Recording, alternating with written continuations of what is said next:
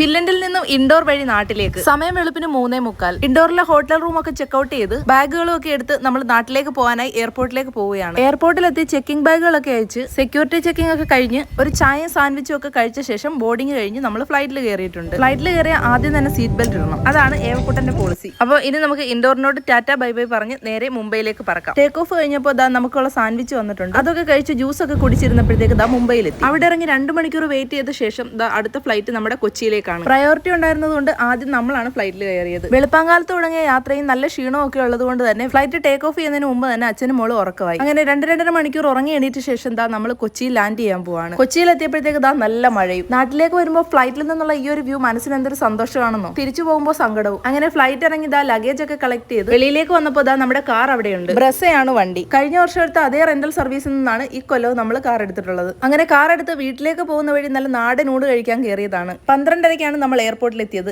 4 മണിക്കൂർ കൊണ്ട് ഹരിപ്പാട് എത്താം. പക്ഷേ ഈ കുണ്ടും കുഴിയും ട്രാഫിക്കും നിറഞ്ഞ റോഡിലൂടെ നമ്മൾ വീട്ടിലെത്തിയപ്പോൾ സമയം രാത്രി 9 മണി. കഴിഞ്ഞ പ്രാവശ്യം സർപ്രൈസ് കൊടുത്ത് വന്ന് പട്ടിണി കിടക്കേണ്ടി വന്നുകൊണ്ട് ഈ പ്രാവശ്യം നമ്മൾ അവരോട് പറഞ്ഞിട്ടാണ് വന്നത്. വീട്ടുകാരെയൊക്കെ കണ്ട് ഏവക്കുട്ടൻ നല്ല ഹാപ്പി ആയിട്ടുണ്ട്. ഇടയ്ക്കിടയ്ക്ക് മഴയൊക്കെ പെയ്യുന്നുണ്ടെങ്കിൽ നാട്ടിൽ നല്ല ചൂടാണ്. വലിയൊരു ലോങ് ജേർണി കഴിഞ്ഞ് വന്നപ്പോൾ വിനോദ് വിയർത്ത് കുളിക്കാൻ തുടങ്ങി. അങ്ങനെ എല്ലാവരും കുളിച്ച് ഫ്രഷ് ആയി വന്ന് ഡിന്നർ കഴിച്ചുകൊണ്ടിരിക്കുകയാണ്. വർഷങ്ങൾക്ക് ശേഷം വീട്ടിലെ ഫുഡ് കഴിക്കുമ്പോൾ ഒരു ആശ്വാസം ഉണ്ടല്ലോ, അത് പറഞ്ഞറിയിക്കാനാവില്ല. ഇനി നന്നായി ഒന്ന് ഉറങ്ങണം.